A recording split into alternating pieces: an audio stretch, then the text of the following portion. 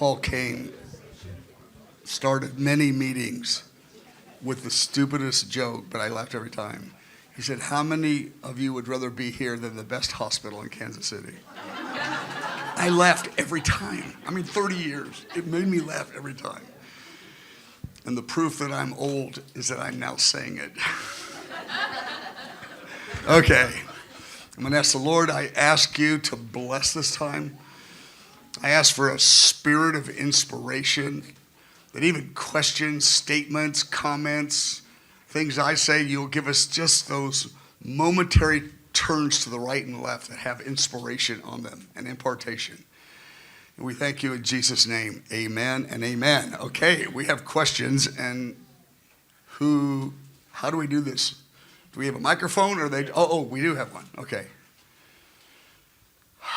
Man, this is the easiest meeting all day. God bless you guys. That was awesome. What's that? Ooh, yeah. Very good. Okay, comments or questions? You can make comments too. But go ahead and stand up when you do that.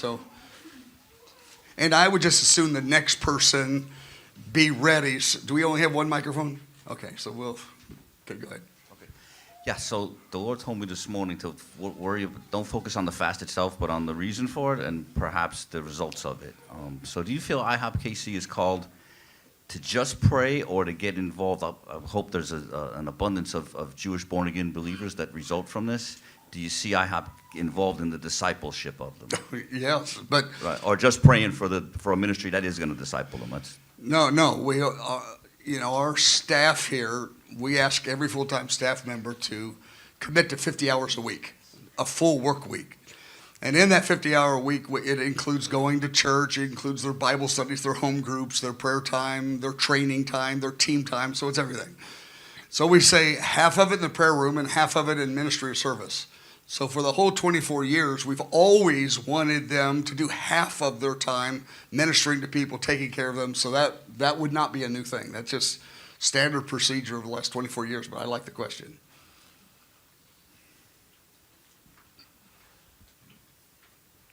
Hey, can we get two mics? So we got one here and one there. So we. If we do that, you're going to have to use the one with the cord. So we can use Happy to. There you go. Here. Let me throw it to you. Yep. Just kidding. Okay. So Kara and I were talking this morning about just the weight and the gravity we feel as moms of young kids. And I know that you did a panel discussion on this before, but we were hoping maybe you could touch on some of those points of encouragement for moms raising young kids in these days, and then especially if you have any advice for us in parenting through that. Yeah, I'll be brief because that's a big topic. But maybe a year, maybe it's 2 years ago, I don't know, I gave a message called Why Young Moms Need Not Fear the Tribulation. Because I find that a lot of folks have presuppositions that they've not really thought through. They just assume that when the Great Tribulation comes, they're going to be in a cave starving with their kids. And I said, who said that? I don't know. Is that what's going to happen? They assume most people will die. Most people will starve. I go, where does it say that? Well, I don't know. Are we going to be starving? And so I take about 10 of those presuppositions and give Bible verses and say, there will be an element of people starving, but by no means the whole earth. There will be an element of people killed, but by no means the whole earth. There will be a means by all of these things. But Jesus said, as in the days of Noah, they will be eating and drinking when he appears. So there will be people not starving to death, not living in caves. But anyway, it's that kind of unthought through presupposition that it's very natural to go to. And another thing is that their children are going to be afraid, kind of huddled in a corner. But Joel said, in that day, your sons and daughters will have dreams and visions. They'll prophesy. There'll be a spirit of revelation. There's a lot of moms, I'm picking on moms, dads, moms, grandpa, everybody, assuming, oh, my children are going to be just completely in a horrible position spiritually because of so much persecution. Because they're thinking of the future of 15-year-olds like they experienced 15 years ago when they were 15. And 15, 20 years ago, the youth groups ate pizza, played games, and had short Bible studies, and we're out of there. The future, there will be so much nobility. There will be so much revelation. There will be so much camaraderie. The Spirit of John 17 family. There will be so much. The children in that day, which is not so many days from now, will have so much interaction of nobility and courage and spiritual revelation with camaraderie. It's very opposite of the youth group 20 years ago. And so I just address a number of those things and just give 3 or 4 sentences, and a lot of moms went, oh, I just never thought about that. And there'll be, again, the courage and nobility and camaraderie because of the crisis with the spirit of revelation and the John 17 family spirit is way beyond what we're thinking right now. And so the Lord says, I got this one. Trust me. This generation will be the most mature, godly generation of believers in human history. And probably, if I'm guessing, and I don't need to guess this, they're probably 2 years old right now, are going to be born in 5 years, something like that. And so the Lord says, I've appointed them for such a time as this. And it's my plan that's going to bring them to a mature bride across the earth. I got this one. I will surprise you. So it's the most challenging generation, but it'll be the most spiritually connected to Jesus and one another empowered generation of human history. So I think we got a lot of surprises with goodness in it. There you go. And I recommend my teaching. I think it's on YouTube. I don't know. I didn't see it, but why young moms need not fear the Great Tribulation. Something like that's real close to the title. Something like that. You have referenced the timing of the fast in relation to the current situation in Israel. Can you just elaborate a little bit more on current events in Israel? Yes. First of all, I'm going to talk about the timing of the fast. And most of you know this, but I'm going to say it anyway. In 1983, May 7 to 28, 40 years ago, the Lord made it clear, May 7 to 28, 40 years ago. May 7 meant nothing to us. It was no different than June 19. It was the same thing. May 7th to May 28th, the Lord highlighted it. He knew that because he knew 40 years later, May 7 to 28 would be important. And for 40 years, I've talked about that 21 days in 1983 is the most important 3 weeks of my ministry in 50 years of preaching. Always it was May 1983. And because of that, I've told the story of those 5 or 6 supernatural things that happened in May 1983. So for 40 years, everyone around IHOP's heard the story over and over and over and over. So it was just sentimentality this year. Let's do the fast I'm not saying it was sentimentality from God's point of view, but from my point of view, when our beloved bulldog Sliker wouldn't let go of this in January, he said, we gotta fast. And I said, this is on May 2023, to commemorate what we did 40 years ago type thing. And I thought, that's sentimental, but fasts are weird. I don't want to do a fast.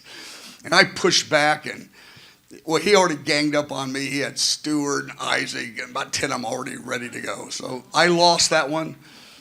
And because I thought it was sentimentality is what it was. That's what it was to me. And I said, okay.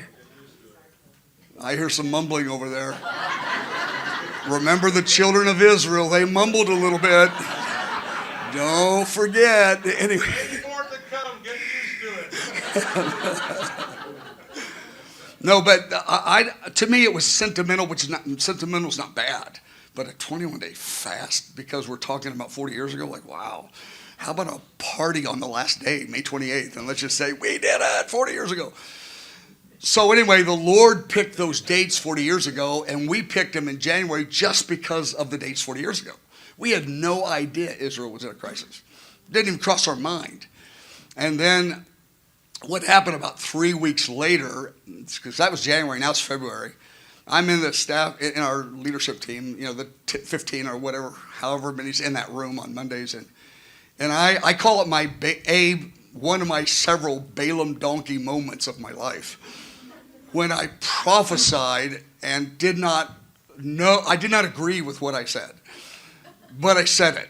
And I said, well, if we're going to do the 21-day fast in May, and it was kind of like, because I was the last guy to land it, it was like, well, if we got to do it. It was a little bit like that. I tried not to have that attitude, but down inside it's where it was. And so I said, let's just do Israel 24 hours a day for 21 days. And a couple of them said, that's God. And I went, wait a second. Where did that come from? No. And I thought, this would be so boring to do that. I mean, to pray for Israel 24 hours a day for 21 days. Like, ugh. And I wanted to grab that and pull it back. And I don't know who a couple thought, that's God. I'm going, I mean, really, I was not excited. But it came out of my mouth. And I couldn't take it. I tried to take it back. No, I'm not sure. And I don't know if that will work. You know, I start thinking through, nah, they're not going to like that. It's going to be a real hard sell. And then it was another couple weeks later in one of our meetings where we had some international leaders visiting, and they said, hey, invite all your friends to it around the world. And I said, our friends around the world don't want to go on a 21-day fast to commemorate our 40-year-ago fast. I go, that doesn't make any sense to me. And if they called one from 40 years ago, I would not join them, so why should they join us? I said, I wouldn't do that to them. How presumptuous is that? I'm not really answering your question, but I'm going to. And I'm just telling you how this thing happened in the most non-amazing way, meaning it was not great leadership planning. I'm on a Zoom call. I've been maybe 50 of them. That's not an actual number, but it's getting close. With just leaders all around, and I get asked, this is amazing. I was with Eric Metaxas on his call, and he goes, amazing. Mike Bickle saw what was happening in May and called a fast. I go, well, not really, Eric. He goes, well, what do you mean? I go, no, it's not how it happened. He goes, well, how did God supernaturally show you? I go, that's not really how it happened either. He goes, I don't get why you're doing this. I go, I'm starting to figure it out myself, just so you know. And I said, the guy said, 21, let's fast 21 days in January. And I said, no. And then a guy, me, said, let's do Israel 20. And then I said no after that. I didn't want to do that. I didn't think that would be an easy ownership of our team. And then another guy said, tell the nations. They said they don't want to do it. And so I asked the Lord for a couple of confirmations quietly. I didn't tell anybody. And those confirmations happened, within 24 hours. And here's how it is with a fleece. Gideon had a fleece. And if you have a fleece, you say, God, if it's you, do this. I wouldn't do that more than 2 or 3 times in 50 years. That's not something you do to buy a car. That is a huge thing, because if God answers that fleece, you are bound for the rest of your days to what that was. A lot of people throw out fleeces just kind of casually because they don't know it's really a high-level thing to do if God answers it. And so I understand that. So I said, Lord, if da-da-da-da, and I'm not going to tell nobody, and then I'll do it. I don't want to tell my friends to do this or ask them. I mean, again, I wouldn't do it if they did it. They asked me. And the next day it happened. So then we came into our seminar room, the 100 leaders, and I said, hey, if we're really going to do this, if we're going to call people to the nations, I got to know that you're all in. And I said, so we got maybe 50 departments, some number like that, I don't know. And I said, I'm talking about shutting down almost everything. And keep the business office going. We do need our checks, and keep the pipes running. Maintenance team, please don't back down.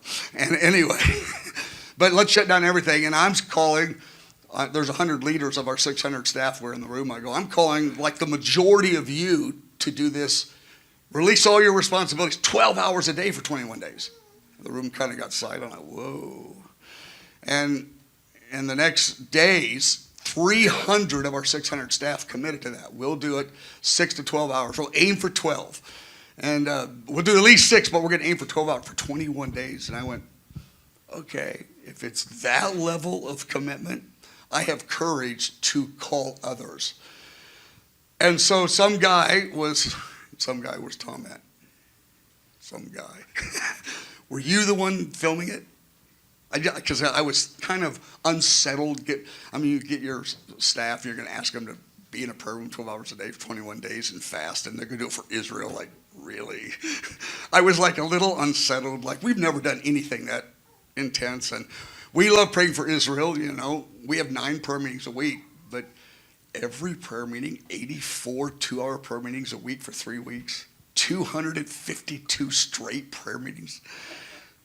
And they're going to be in the room 12 hours a day.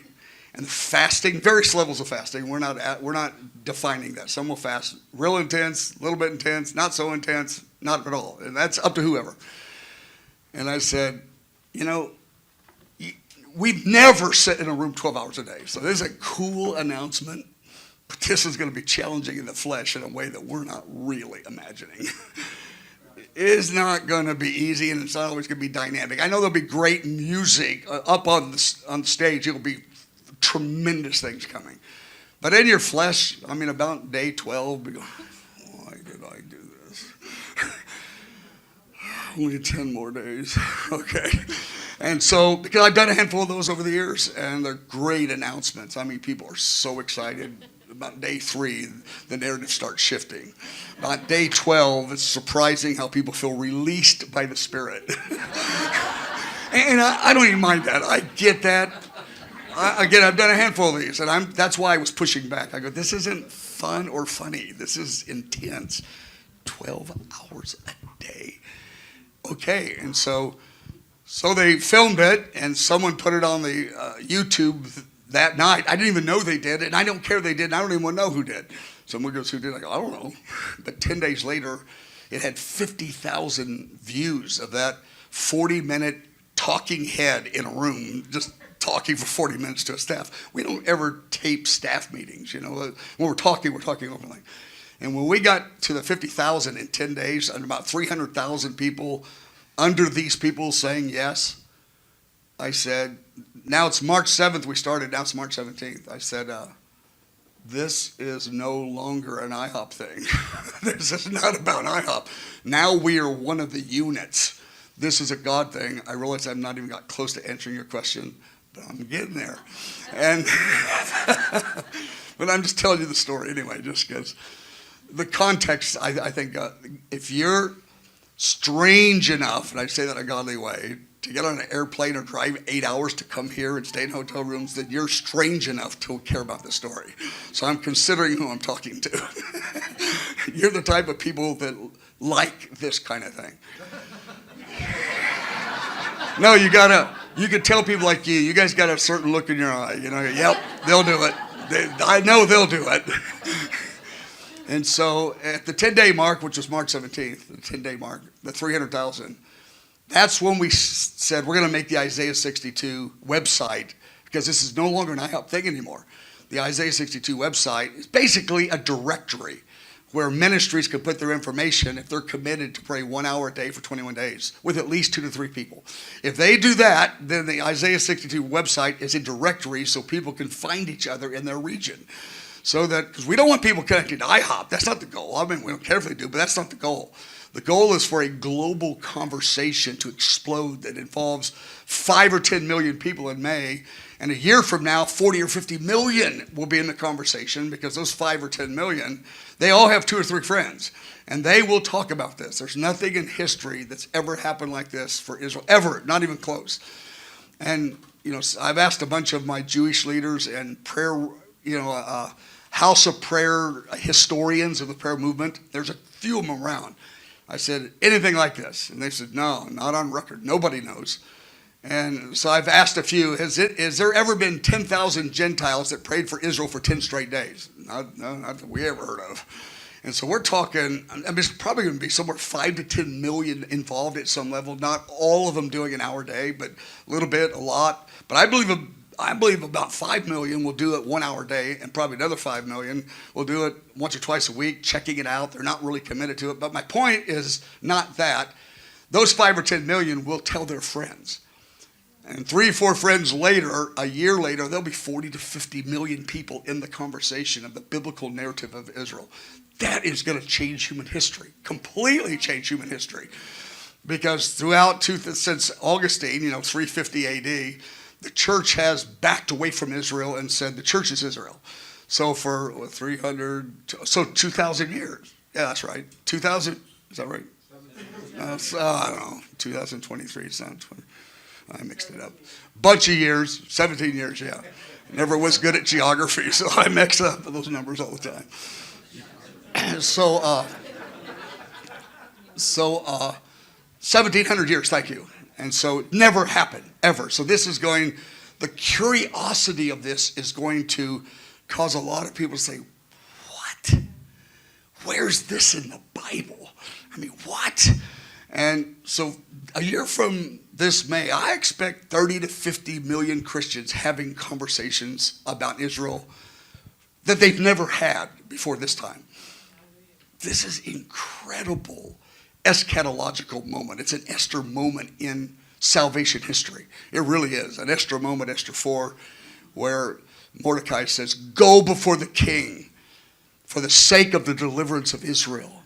If you don't do it, somebody else will. But you were born for such a time as this. And that's such a time as this verse. We use it all the time about many cool things, but it was about a crisis in Israel. And she would risk her life because it's worth it. It's such a time as this that God put you in your position. And I'm thinking 1,700 years later, or 2,000 years since the cross, for such a time as this, a year from today, 30, 40, 50 million Gentiles talking about Israel. Are you kidding me? So this May is so, the prayer itself is dynamically important. But I believe equally important is the conversation the next 12 months. And then the next 10 years. I mean, the idea of replacement theology, that Goliath, that, I mean, a lot of good guys teach it, and they love Jesus, and they love the Bible as much as I do and you do. But it's a real big, significant, serious error. And it's been a Goliath breathing at the church all of these years like a dragon. No, that Goliath is coming down in this next 12 months. And historically, it won't. Replacement theology and silence in the church is a thing of the past, starting in this May. Give it a whole year. Call it a year season. It is gone. Now, there'll be a few guys that will be talking about it, and you really want a few. Because if you get 10 people really, smart, I mean, super big Greek, Hebrew, a book, 300 pages on why Israel's not the church, why it is the church, we need 10 of them. I mean, persuasive, with millions following them. Because if they weigh in heavy, the numbers in the conversation will grow another 50 million. So actually we want some opposition. We don't have to want it, it's coming. But that opposition will only double and triple the numbers of people in the conversation. So I'm looking at this, but I want to just declare Goliath of replacement theology is, in this May, is a catalytic moment. And soon after, a year or two, I don't care about the timing, saying it exactly right, that Goliath is going to be gone in terms of the predominant narrative. It'll still be people saying it. But right now, man, I got to get to that question. I really am going to get to that question. But right now, I want to explain replacement theology. You know what it is. That the church replaced Israel in the promises. But the odd thing is, the people who teach it, the church replaces Israel in the promises, but not in the troubles. I mean, it's really a one-sided replacement. I go, hey, you better hope we did not replace Israel. Have you read the script? And they go for the promises, but not the trouble and the discipline that wakes them up, that Dave Slager hit like bold as a lion. That's why I said this bold-hearted guy. That was pretty good last night. That was really good stuff. And so, why is replacement theology so big? I'm making up this number. I don't have any facts. There's 500 or 1,000. I don't really know the number. Seminary professors with PhDs who are Greek and Hebrew scholars who teach in seminaries. They teach this, replacement theology. Hundreds of thousands of pastors, male and female, have come out of their teachings over the last 40 years. These hundreds of thousands of pastors, they can't prove replacement theology because you can't prove it. There's about 3 verses you got to work with, but you got to dismiss about 100 verses. And that's why it takes a 200 to 300 page book to prove it. It's too hard to prove. So all these seminary graduates, they got their degree, their master's degree. They know for a fact it's true, but they can't prove it at all. It's like, it's so complicated. And besides that, my people don't really care. So it's kind of a seminary professor thing. But hundreds of thousands of pastors come through them. Here's what's left them in 40 years. I'm just making up 40 years too. They're intimidated. So they don't promote replacement theology because they only got about 3 verses to work with, and they don't know how to answer the other 100 verses. They just go, they don't say anything. So the silence in their intimidation. So a family's in their church 20 years has never heard about Israel one time.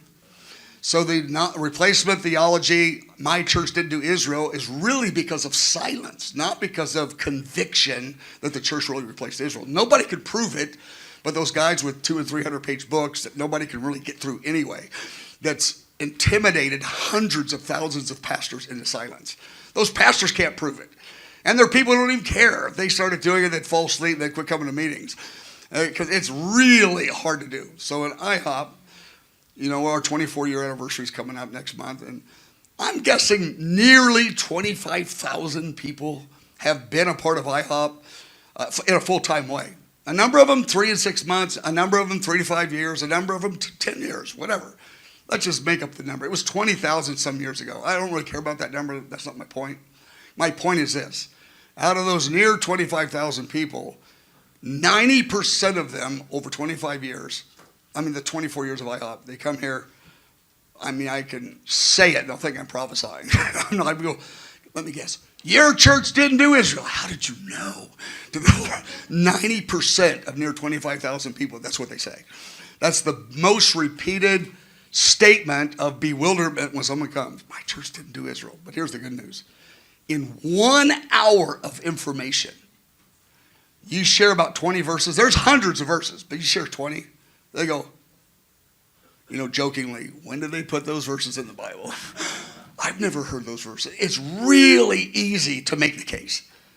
And so these hundreds of thousands of pastors, they don't even think about those verses, but they're people silenced. But my point is, when these 30, 40, 50 million people 1 and 2 years from now are in the conversation, it only take an hour to shift their mindset.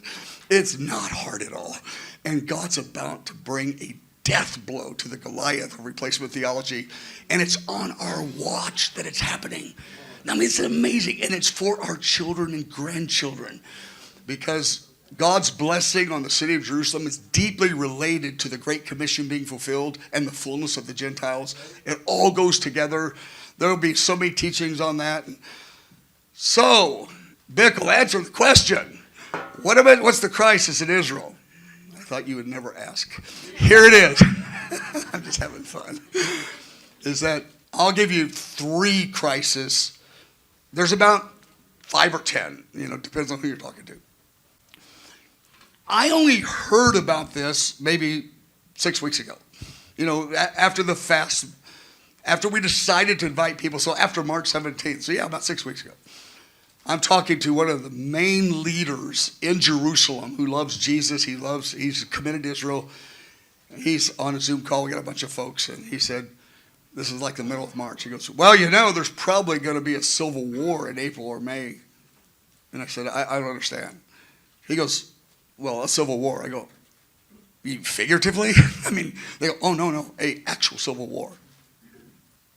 And he's really smart and informed, and I'm new to that. I never thought such a thought. I went, surely that's not true.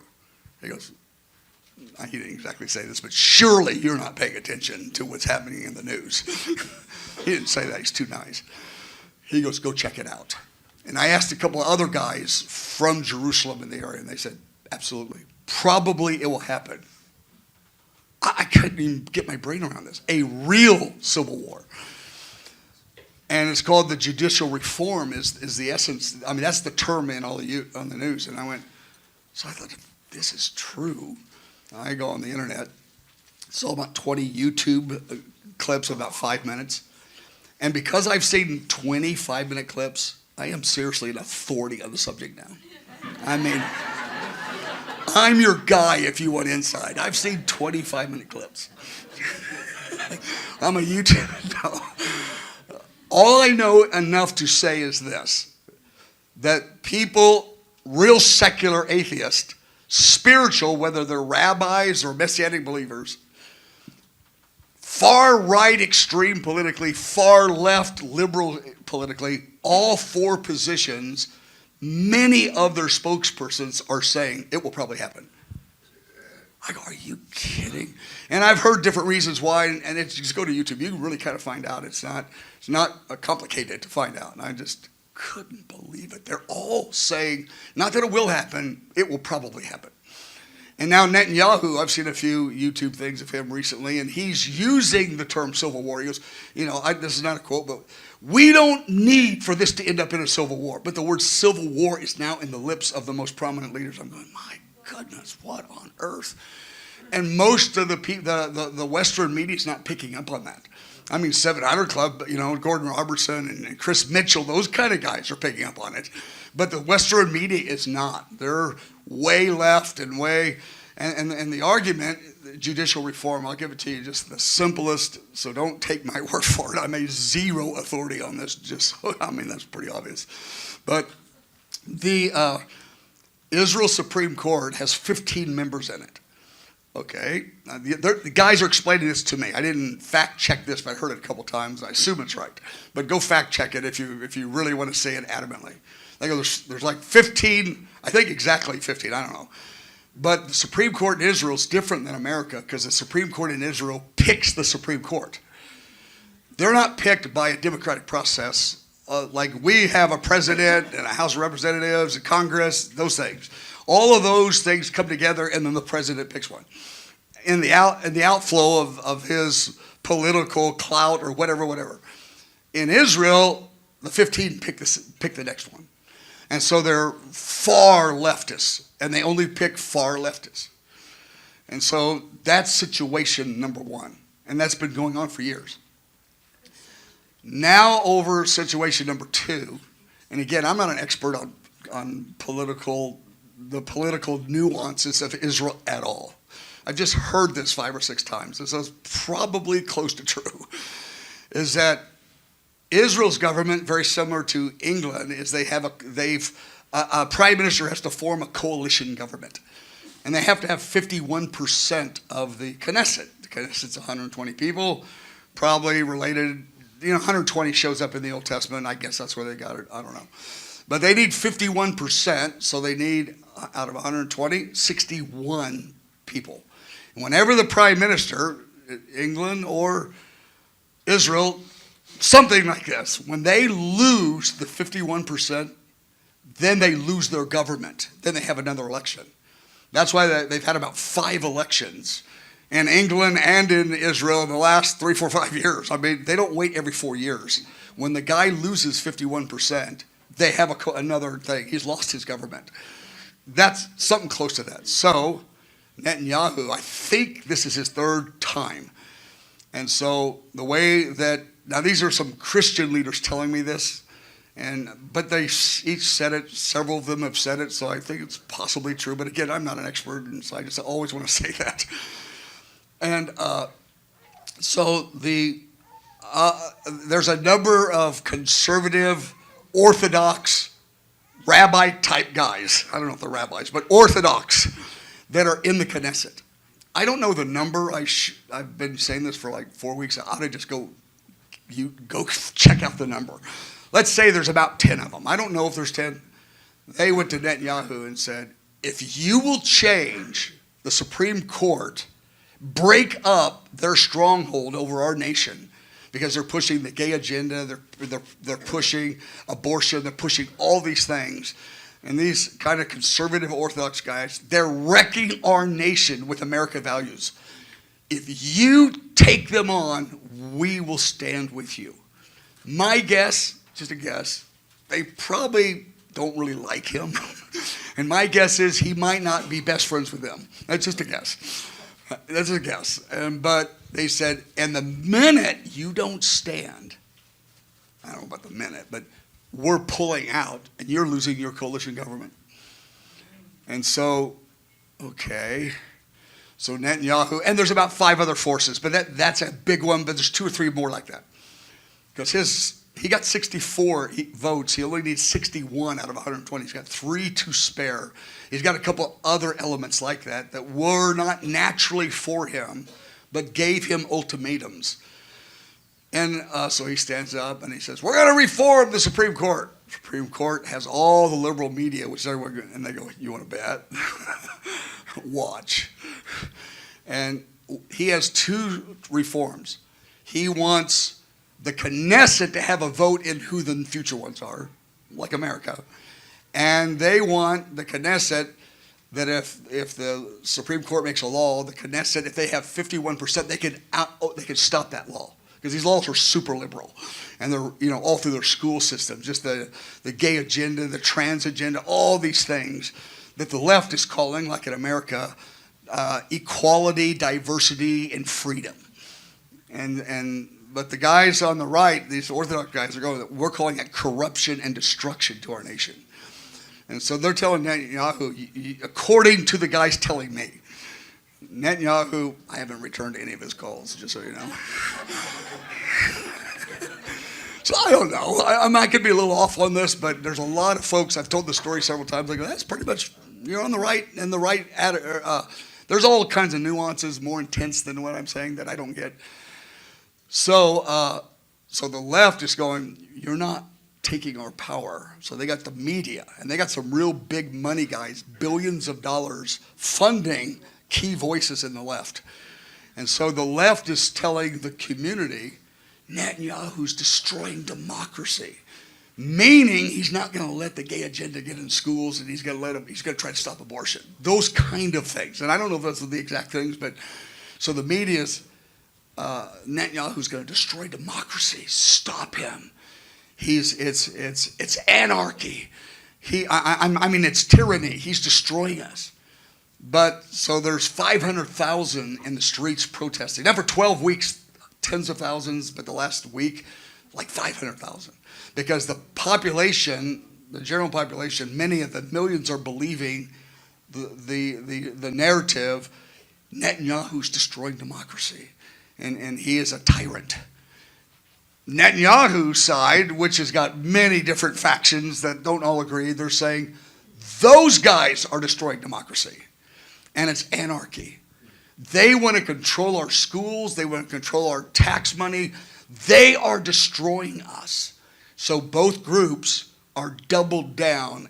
And if Netanyahu backs down, he loses the government. If they don't, it's a real intense thing. So a couple of other things happened that intensified it. When he fired his Secretary of Defense. And that's a pretty dramatic story of what happened. But he did that in context of his council. They were, together. Again, I don't know. It's like I said, I haven't answered his phone calls. But I don't know the real dynamics. But so they have 500,000 night after night in the street on the left. But there's that many on the right, actually. There's as many on the right who think that's a false narrative. Very similar to America, except for America, we get to, through democratic elected officials, pick the Supreme Court. They don't. And the Supreme Court doesn't get to make all the laws at will. And our Supreme Court makes some, but they can't do it. So it's way more intense than America, in the way I've understood it. So then what happens is Netanyahu got up and he says, I'll put a pause on the judicial reform. This is at Passover. I'll put a pause. He didn't say I'm changing my mind, and his government over here says, you better not change your mind. We're out if you don't stand. I'm thinking private, I didn't say I was out, I just said I'm pausing it. I can imagine their 12-hour conversations every day. It's pretty intense. The people on the left are going, well, he put a pause on, so yeah, but he's a liar. Let's not back down. Well, it took some of the fuel out of the movement of 500,000 a night, so it's died down. Because the Knesset, he put a pause on it, the Knesset, because of Passover, went on a 30-day recess. And so the conversations dialed down. The recess is over May 1st.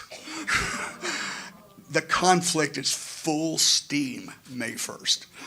And so 40 years ago, that's why I told the long story about 40 years ago, the Lord picked May 7 to 28. We didn't care about those dates. He did. He picked May 7 to 28. And 40 years later, I'm going, I didn't know about that crisis in January and February and March when we started talking about this. It was after we said it I went, are you kidding? I look up and say, Lord, he goes, yeah, I've been planning this for 40 years, well, much longer than that, but that's good enough for you for now, for 40 years. I've been planning this. And yeah, I picked those dates 40 years ago because he did real clearly. And May 7th meant nothing to us.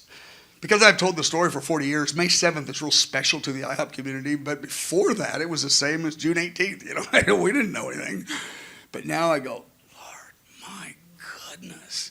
And, 5 or 10 million involved, some degree. Many of them an hour a day, many of them an hour a week. I don't know.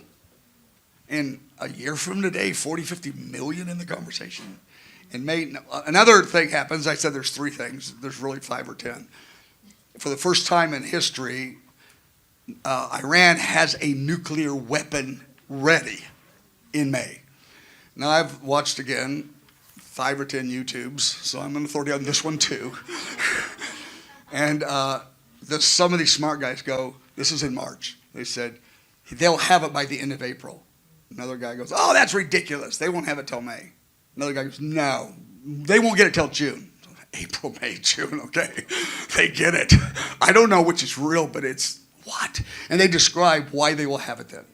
And now that's what really ramped up in the news in the last 3-4 days. Because Iran did not threaten to destroy Israel with a bomb. They promised to destroy Israel when they get the bomb. And they will have that nuclear weapon. They either have it or they will very soon. Whether it's a week or a month, I don't know. But May is dead center again. Oh my goodness. This is so intense. I'll tell you one more. I'm more even hesitant to act like I know what I'm talking about on this third one. I don't know that much about the first 2. I just want to keep saying it because there's really smart people whose lives are on the line by the right story. And I don't want to be playing around with something that serious. But I've heard this over and over, so I know it's in the right direction of what the true narrative is. But Israel, the West Bank. Now, we all hear the West Bank, but not everybody in America knows where it's at. The West Bank is, that I'm making up that 10 or 15 miles, by about 5 miles. I just made that up. I just do it on the map. It's about that big on the map. And Jerusalem is right near the middle of it. That's called the West Bank, Judea and Samaria. That's what it was called in the Bible. Well, the Palestinians have their homes there. And in the 6-day war, the Israel gained the West Bank and got control of it, but gave it back to them. And so people in Israel say it's still really Israel's and Abraham and David in the Bible. And the Palestinians go, well, we've been here for 1,000 years. It's ours. So that big debate, I'm not going into that debate. That's not what I'm doing. Is that Israel, after 1967, and they officially gave the territory back, the United Nations made a law, real strong. You can't put any settlements in the West Bank. You can't put any. Well, Israel put one, put another one, put another one, put another one, put another one. And the United Nations going, we're warning you, put another one, put another one, put another one. And now I forgot the number. If anybody knows the actual number, plus or minus 10, it's like 230 of them. Does anybody know that number? Because that was a month ago, and I've been doing these Zoom calls all day, so I'm a little loose in the brain here. Some number like that. I mean, it's exploded. And these settlements is what Israel calls them. And Palestinians call it, you're occupying and you're oppressing us. Because Israel comes in with their state-of-the-art technology, and they have like really nice, really good-looking, like subdivisions, a mile or 2 long. And maybe they're not all that big, but think of a mile or 2. But right next to it is a poor, like inner-city poor village. And Israel's got big fences around all of them, and really nice and technology and beautiful manicured lawns and landscape. And the Palestinians look over the fence and go, my goodness. And Israel did 10, 20, 30. And now I think it's like 200. I think it's 230. I don't know. Go check that number. But part of the government of Netanyahu, one of the other wings, who maybe did not stand for him, but now will, said, you give us a free hand to double the amount of settlements, because you may not be in power long. And if the left is in power, they will stop us. And we're only with you if you look the other way and let us double down. Now, that's what I've heard. I could be wrong on this. But the number of settlements is increasing, unusually rapid, because they think they got a very short amount of time until Netanyahu's out. Again, I could be off on a bit of this, but they're increasing. Well, the Palestinian youth are going, this is ridiculous. This is because they're nice. And the villages, many of them are poor. Not all of them, but many of them, it's just rough. And they're looking over at the Israel prosperity. And so this is my read, okay? This is purely my read on it. These Palestinian youth, let's say these 20-year-olds, these guys, and I'm psychologically thinking I'm understanding a teeny bit of their mindset. They're going, Israel is taking property and pushing my mom off of her territory. My mom's in her 60s. I'm not going to let this happen. Not on my watch. So they're taking these Molotov cocktails and things, and they're bombing. They're creating havoc. To them, it's about the Palestine to them, but I think it's about their moms. I think they're saying, we'll be fine one day, but my mom has worked her whole life, and they're taking her land block by block. Not going to happen. So they're doubling down because the amount of settlements is speeding up. Because some people in the government, because the United Nations won't touch it, and they know it, this part of Netanyahu's government. And I've been told some of them are saying, Netanyahu, we only got a minute. We are putting more and more in because it's really hard to undo them once you put them in. And so these kids, I get it. They're thinking of their moms. Now, again, I could talk to some 25-year-old. He goes, that's not it at all. I think it probably is a few of them. So, what's water? That was great, that water. That carpet needed watering. Something grows there. I did it.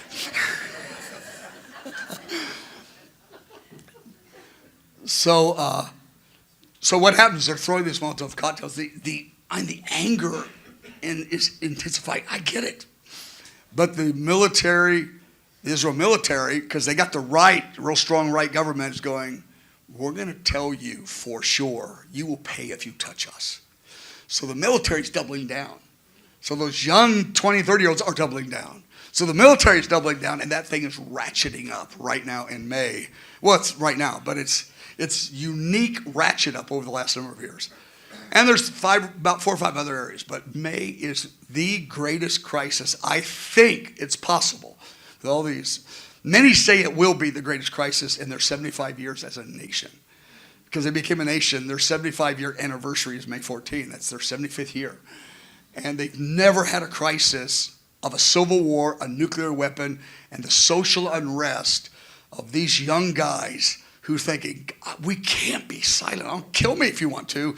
But the Israeli government say, we can't let you have the message that you're getting away with this. It's stuck.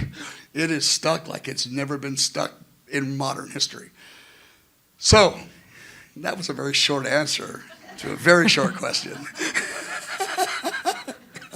So we have an online question from Grace. She wants to know, based on Dave's message on Friday, why would the Lord use such a severe way, i.e. the rage of Satan, to discipline Israel, then ask us to intercede to mitigate the damage on Israel? Why would he not just use a gentler process in the first place? Well, having very little insight into the full counsels of God, I'll start with that. No, the Lord looks at me and goes, hey, little guy, I love you, but there's so much you don't know. But I love you. And so I feel good that I'm loved, but the more I know, the more I'm very aware of how much more I don't know. The deeper I get an understanding of all these 150 chapters and the rest, I go, there's so much more I don't know that I did not know I did not know. And so I know this thing. When trouble increases, humans change their conversation. I do know that. When trouble increases, believers and unbelievers, they talk to God different, even unbelievers. When trouble increases, they talk to one another different. They pray different. They give different sermons. They have different family meetings. Many things talk when trouble increases, and the Lord knows that. Because the Lord is not, I like what Dave said last night, the Lord's not going to violate the free will. He doesn't want robots who are automated to, I obey you, I love you. He goes, no, I'm going to create a circumstance with the right combination of blessing and trouble in the right season to where you change your conversation and you lose a bunch of options. Because if you lose those options, your conversation changes. And so the Lord has the right amount of blessing and pressure in every season in every nation for 2,000 years. I mean, the whole 6,000 years since, the beginning, whatever. And so that's kind of the big picture. And so the Lord is allowing the trouble, the adversary, he's giving him more room to move. I mean, one of the most troubling things in the biblical narrative is God raises up the Antichrist. It's like, what? And God allows the harlot Babylon to exist. When I started really studying this a lot more thoroughly, I thought there's about 10 things in the divine narrative of the plan. I go, Lord, don't be offended, but if I was you, I wouldn't put that in the plan. That's bad. Why would you let the Antichrist prosper? And why would you create an economic system, with AI and digital stuff, because no one knew about that 50 years ago. Why would you create an economic system where the most evil man in history could control economics? Why would you do that? Why would you do that? Because it's the Lamb who opens the first seal. And there's a number of other verses. The Lord does it. It goes, the adversary. The Lord let Satan in the garden. And at the end of the millennium, the Lord lets the snake back in the garden again. And so because the Lord wants choices, because he's a God of relationship. He's a God who loves intimate encounter. We are the children before the Father, and we're the corporate bride before the Son. And he wants genuine love. That's what it's all about. And when we have all the options, human history is documented, we choose profoundly make wrong choices. When he removes the options, our conversation changes, and in the conversation, we find each other, we start expecting new things, we start praying for new things. And so it's not just Israel wakes up in the pressure, so does the whole Laodicean billion-member church. And so does the billion-soul harvest of Gentiles that aren't saved yet. I mean, the church wakes up. The unbelievers in the nations, the billion-soul harvest, it's probably a couple billion, but let's just say a billion, and Israel. So you think all three arenas. Because some folks focus on Israel mostly because there's way more in the Bible about Israel. But Israel's a picture. It's going to happen to the unbelieving Gentiles in the earth, and it's going to happen to the Laodicean majority of the body, the billion souls in the church right now. So I think there's a billion souls now. That's what guys say. I don't know the number. Don't overly care if I know the number. And a billion coming. But the billion now are the vast majority, meaning 80-90%, are really suffering with spiritual dullness, so a Laodicean spirit of dullness and spiritual boredom and compromise. So I'm thinking about Israel. I'm thinking about a billion unbelieving Gentiles, and I'm thinking about a billion born-again believers. And the Lord says, I know what I'm doing. And I'm going to let the adversary have more room because I want the conversation to change radically, but I'm going to release power to meet them too. And so that's kind of put the whole thing together. Okay, we got another online question real quick, and then we'll go back to the room. Can you compare and contrast the role of the resurrected saints in the millennium versus the role of the non-resurrected believing Israel in the millennium? Yes. I mean, ever so little I can, yes. There's a number of verses on that in the Bible. Not thousands, but we will have resurrected bodies in the New Jerusalem, and the New Jerusalem's coming down to the earth. It says it 3 times in the book of Revelation. I believe it comes down to the earth at the second coming. I don't believe the New Jerusalem sits on the earth because the millennial Jerusalem, the 10-mile square millennial Jerusalem in Ezekiel 40 to 48, about 10 miles square, it's not is the New Jerusalem's up 1,500 miles or 1,380, whichever translation you're using. So 10 miles, but it's in proximity, and I believe they're dynamically connected. So we live in the New Jerusalem in sight right there of the earthly Jerusalem. And we got resurrected bodies, and at the speed of thought or thereabouts, we can be anywhere in the earth. Like an angel can get to Chicago and back really fast. And so we'll get from our home in the New Jerusalem to our assignment on the earth way quicker than you got from your hotel room to this room. And so you'll get there really fast. And so we live there. We have resurrected bodies, but we're ruling on the earth with not just the unsaved survivors of Israel, but the unsaved survivors of the Gentiles. And I'm making up the number. Nobody knows the number, but I think there's several 100 million unsaved survivors, which is an incredibly small number compared to 8 billion. And maybe it's 5 or 10, maybe 7 or 800 million. I don't know. Isaiah 24 said it's very few.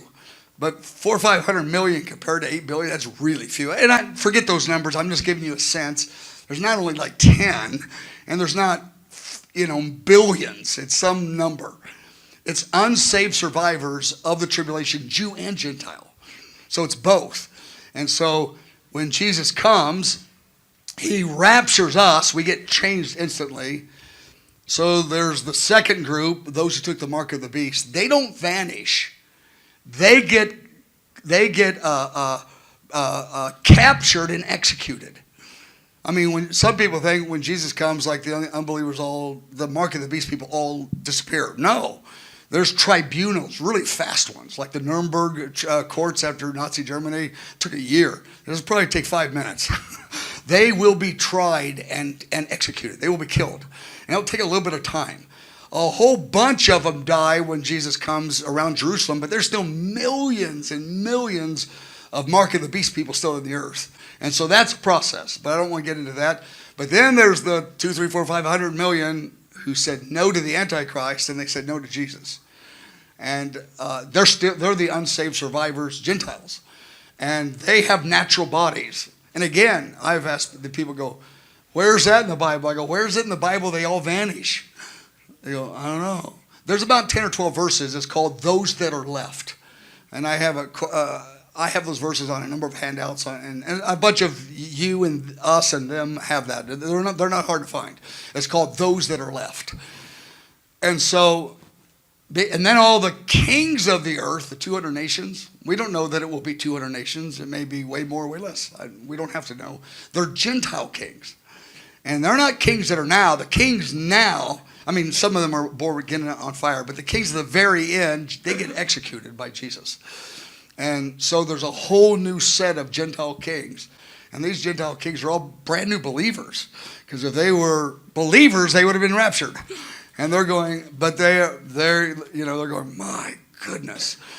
It will be the most traumatic, those final 30 days, just beyond anything we could imagine. And so we will, like angels, like there's angels in this room right now. If the veil lifted, we go, oh, wow, more than we thought. And boy, there's a whole bunch over at that table. No, I'm just saying. This is a joke. It probably is. But my point is, angels appear occasionally. They're over cities and regions. They appear occasionally and with dynamic results. Well, in the age to come, the veil's lifted. So instead of angels being over cities, resurrected saints with resurrected bodies will be the government over those cities. And the non-resurrected kings and governors and mayors, they together will be talking. Just like we get a prophetic dream and we hear a voice, that's an angel helping us in our government. Meaning in our little ministry, our family, our business, our home group. We hear something in a dream. It's an angel. It's the Lord speaking to us, or the Holy Spirit. This time the veil's lifted, so they're sitting around tables. And the snapshot of that is the 40 days in Acts chapter 1 where Jesus, with a resurrected body, sat and taught men with natural bodies. He ate with them, taught them, moved in and out of the room. Could be any, it's super easy. But they couldn't. They had natural bodies. So that 40-day window is a snapshot of what that 1,000 years would be like. Something like that. I'm sure there's a lot more details. Yes. Or whoever the microphone. Oh, here. Yes, I have a question about Ezekiel 38 and 39, the war. Is that part of the war of Armageddon? And that coalition that forms in Ezekiel 38, do you see that coalition forming presently? Good question. The big conversation on Christian TV and stuff is that this is the Ezekiel 38 war, and I'm convinced it is not. That the Ezekiel 38 war, I believe there's things are stirring, and there probably will be a relationship to things stirring now to that group. I have no doubt that in principle there's a number of players coming into line. But the Ezekiel 38 war, and it's basically, if you have a pre-tribulation rapture theology, then this is the Ezekiel 38 war. And because I don't think that's the biblical narrative, that war is when Israel is at peace and all of her walls are down. So it's unwalled. Right now, there's, again, I'll fact check something, because this is like a year ago, I worked on this. There's like 800 miles of walls around settlements.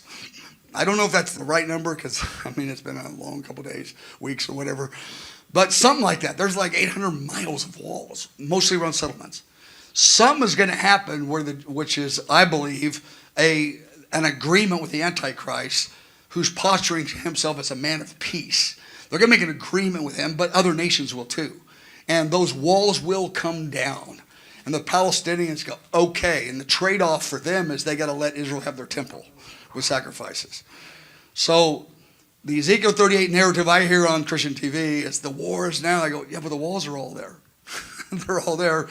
And after the war, all of Israel knows the Lord. But their idea is after the war, the rapture comes and then Israel goes through the tribulation. But all Israel gets saved at the end of that war. And all these kings are executed. And I'm convinced it is I'm going to say it slightly different. It's okay because the popular term is the Battle of Armageddon. And millions say it, that's okay to say it. But actually, it's the Armageddon campaign. It's Armageddon in the north is the military staging area. That's where the nations bring their armies. The battle is for Jerusalem. In Ezekiel, Zechariah 12 and 14 and Zephaniah 3, a bunch of places, Joel 3, the battle's Jerusalem. So it's really, when we say the Battle of Armageddon, what we really mean is the Battle of Jerusalem and the Armageddon staging area. And so, but it's okay to say Battle of Armageddon because 99% that's how we say it. But just so you know. And there's a number of battles in the Armageddon campaign, but the final one is when the Antichrist, Gog, pulls his mask off and he says, I'm not for you. I'm going to kill you and plunder you. And then Israel goes, oh my goodness, they have no walls. They don't have a strong military. This guy has had so much power in their government and their policies. And then he takes the temple, he sits in it and says, by the way, Israel, this God of Israel thing, I am God, not the Moses type message, the God of Israel. I am him. And Israel goes, oh my goodness. So I believe that Ezekiel 38 thing is yet future. It ends with Jesus marching into Jerusalem. But I don't mind guys teaching it now. I don't mind it at all, even though I think it's a wrong application, because you know what's happened? Millions of Christians in the last 12 months are studying Ezekiel 38. I go, hey, that works for me. And just move the timing a little bit. And so I don't want to say those guys are dumb. I get it. I'm happy that millions of Christians are studying it. It's like, I'll just say one more thing on this and then we'll go to the next one. Like the Tim LaHaye, the Left Behind series, he sold 60 million copies. And I go, Lord, why? And the answer I have, God didn't tell me, but this is my answer. The Lord says, well, I let 60 million people plus their friends, so probably 200 or 300 million, sit in the comfortable situation of their armchair with their remote TV, with their chips, and they watched it. And they learned the storyline because it was interesting and it wasn't personal or threatening to them. He goes, so I use my dearly beloved Timothy LaHaye to make this popular because now the earth knows the storyline. Because if they thought they were in trouble, no one would have said it. And I didn't tell him that I was coming before that, but the seminaries did. I just didn't interrupt him because it's been a great blessing. That's why so many of us know it. All we got to do is move the storyline down. But now we got the vision of a victorious church in power and prophetic movement, because a lot of those teachers were the cessationists. They didn't believe in the gifts of the Spirit, like the supernatural. So they didn't have no grid for an end-time revival with power, signs, and wonders. So the Lord says, hey, I'm just letting it layer by layer. I'm unfolding it decade by decade. So my statement is, Lord, thank you for Tim LaHaye. Thank you. This is really good. And I'm grateful for the Ezekiel 38 storyline right now, because many are getting familiar with it, though the timing is off, in my opinion. But I think some of the nations are going to be some of those very nations for sure. There's this idea of the judgment of the believer, right, unto rewards. And so the psalmist speaks about, a doorkeeper in heaven. And so obviously not everybody rules and reigns. There's going to be some sense of rank. Yes. Oh, for sure. Can you address that a little bit? Because clearly, the refining fire that God is bringing now to me personally, I think he says, I love you too much to let you get there and find out then that you blew it. Yes. I'm teaching you now, and it hurts and it sucks, but I'm teaching you now, so when you get there, you're actually going to do greater things than you had ever imagined. I don't think I can say it better than that. But 1 Corinthians 15:41, it's a verse I use all the time. Paul says, as one star differs from another star in glory, so also is the resurrection of the dead. We all differ in the measure of glory in about 10 ways. And it's very different. We're equally loved. We're equally family members. We're equally, I believe, full of joy. But a person with a great spiritual stature has a greater capacity of joy than the saved as though by fire capacity. But they're both full of joy. But one's got a gallon and one's got 100 gallons. And so I think the joy's full. I don't think the saved by fire believers are up there going, oh man, this is horrible. I think they're going, man, it's as good as it gets. And they're going, well, I'm glad you think so. So I think that, the prayer I've prayed over the years is, Lord, shock me now, don't shock me then. But it really does matter, but you've said it well. Can you separate what happens in the 30 days as different from the extra 45 days? Randy. Me and Randy became friends 40 years ago. He's been asking these kind of questions for 40 years. He's still doing it. He's still got a smile on his face. I love it. You're still here and you live to tell. The 30 days, the best book on this is Joel Richardson. How many of you ever heard of Joel Richardson? Because I know he was here Thursday night. Anyway, it's called Mount Sinai to Zion. It is fantastic, where he talks about the 30 days from when the Lord appears and touches down on earth. Then it's 30 days before he conquers Jerusalem. And that 30-day period, and it's easy to find that in the Bible, but he lays it out so well. I go, Joel, massively clear. That book, Mount Sinai to Mount Zion. So that 30 days, Jesus is actually, I agree with Joel, he touches base somewhere in the Middle East, and if I have to say it, and I said it years ago, but I quit saying it for a reason. I believe he touches base on Mount Sinai. And Joel says that in his book, but he proves it. And the reason, and I got 10 verses, but I said it some years ago, but I quit saying it because nobody wanted to hear the biblical story because they all wanted to argue, does he land in Sinai? I go, that's not even the point. The point, he touches down somewhere. And so much of the argument was shifted about where he touched down, and that's not the point. The point is about these major events happen for 30 days. So I quit saying Mount Sinai for that reason. I thought, no, I'm not going to lose the glory of this discussion over the debate on that one point right now. But he proved it so well in the book. I go, yes, thank you, Joel. And so that's the 30 days, many, many things that he enters up in Jerusalem. And then there's 45 more days after that. I believe that's the 45 day where he's establishing many things governmentally in the millennial kingdom. Because he doesn't wave his hand and all the kings of the earth are killed, and then waves his hands and all the new kings are appointed.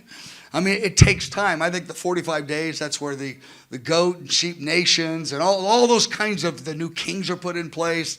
I believe there's the war criminals, the billion who took the mark of the beast, I believe are gathered. I don't know that it's all done in 45 days, but I think that 45 days, when it's over, we'll say that was the most significant 45 days since Jesus got to Jerusalem. That's why it's delineated by the angel in Daniel chapter 12. Randy. He's my buddy. You know what I love about this guy? He's been here for 40 years, goes to all the teachings, and comes to this intensive. After you've heard so much, you're still doing it. You just can't get enough, eh? That's right, I love it. Yes? Hey, Mike. Thanks so much for doing this Good with to us. see We're you. so blessed. My heart is just trembling. I'm shaking right now. The message David had last night, Fantastic. and then some of the things you've been saying this morning. This 21-day fast is obviously going to increase the discussion about Israel, but we got to really kind of be prepared, because this is also going to speed up the rise of the Antichrist, isn't it? Yes. Everything is escalating. Everything is escalating. Yeah, I've always, you guys, some people will be mad at me for this, but I've always kind of hoped I would tell the end time storyline, equip people, that I'd go to heaven and over the balcony of heaven watch all you guys walk it out. I'd go. But things are speeding up so fast. I'm going, oh, Lord, I just want to tell the story. I don't want to be in the middle of it. I want to watch and cheerlead from heaven. I'm starting to get nervous. I'm going, it's really picking up. Because I got a feeling there's not going to be good air condition in the tribulation and things like that. You know, I'm going, oh, my goodness. Do we have time for right? one more online question? You're the boss. Okay.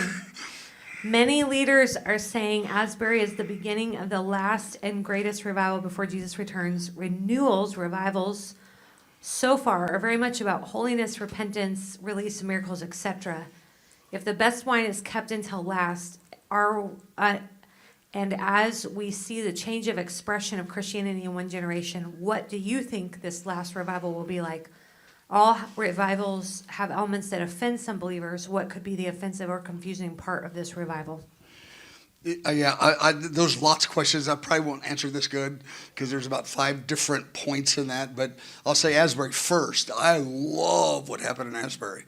But Asbury is not the beginning of the end revival. Meaning, Asbury is significant and it's catalytic. But you take a step back, there are things happening in Asia and Africa and Latin America. There's things happening on islands that we don't know about. And so it's easy for us, mostly as Americans, to think of stirrings in America are the eschatological starting points of things. I think that stirring was real and it matters. Boy, there's a number of stirrings. And they're down payments and they're good ones. They're good ones, but they're not even close. Not even close. If scale of 1 to 10, if most of us live at a 2, Asbury and a bunch of these movements are a 3. There's a couple 4s in the earth, but we're going to be at 10. It's way beyond the Jesus movement. I got saved in the Jesus movement in 71. And I remember the Jesus movement. I remember in 71, not just me, many of us. I witnessed somebody every day. Nearly everybody did. I led people to the Lord 1 or 2 or 3 times, 4 times every week. I'd go to a grocery store. I'd say friend on the football team. People get saved. I thought it was normal. Then about 5 years later, something like I was like 0 for 100. You know, well, something changed. I didn't even know it was a quote revival of the Jesus People movement because when you're in it, you don't know it. And so, and a lot of folks says that was the beginning. Well, that was critical, but no, the fullness is way beyond the Jesus movement. Way beyond the Jesus movement. Now, how many of you saw the Jesus Revolution? I really encourage you. I loved it. I just wept 10 times through it. Maybe not in 10, but 5 or 8. And it touched me. And I was really touched because at the very end, they're in the stadium with Billy Graham. Do you remember that? It ends in the stadium. I was a 16-year-old kid. I got to be in that stadium. I was there. I remember I went, oh my God, I remember somebody took a picture of it. I did because back then they didn't film that stuff, you know. But as a true, I'm thankful for that. that Jesus movement, but nothing close to a 10. That would have been a 3 or 4, And so I appreciate every 3 and 4. I really do. It really beats 2 and 1. But we're not giving up 10 either. Stuart, you're on, I think.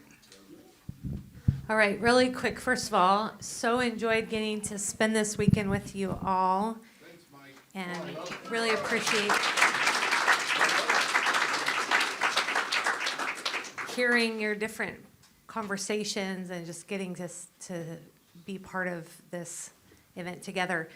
If you haven't already, don't forget to give myself or Emily your paper.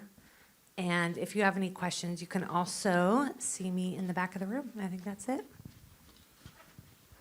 Anything else? Hey, urge them to stir up the getting 300 things. Yes. So we're calling for 300 young adults to give themselves to a Daniel fast here in Kansas City. Yes, Becca. Well, I don't think we know it, do we? It's young adults, and so it depends on how you define that. How's that? Hint, hint. Yes. You look young to me. I would, yeah. Yeah, the age limit is 64.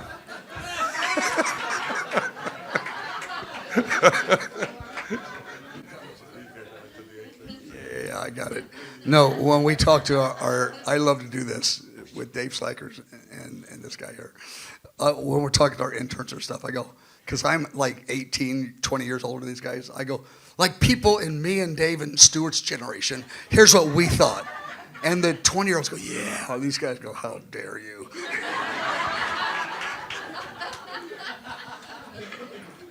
Second Thessalonians chapter 2, verse 9. And the Lord will send a strong delusion.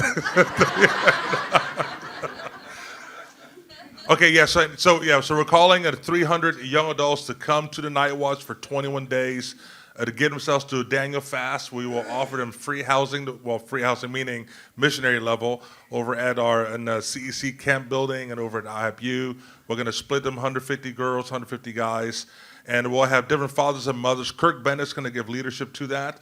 And there'll be mentoring, there'll be times of prayer, there'll be times of learning about the book of Daniel, and we're also going to offer them food. And so what we're asking, Daniel level food, and so what we're asking for is just to go to our website. In fact, what we can do is we will email you guys, if you're interested, the link to the landing page, and so you can then forward that to as many. How about whether they're interested or not? Do it. They can delete it if they don't like it.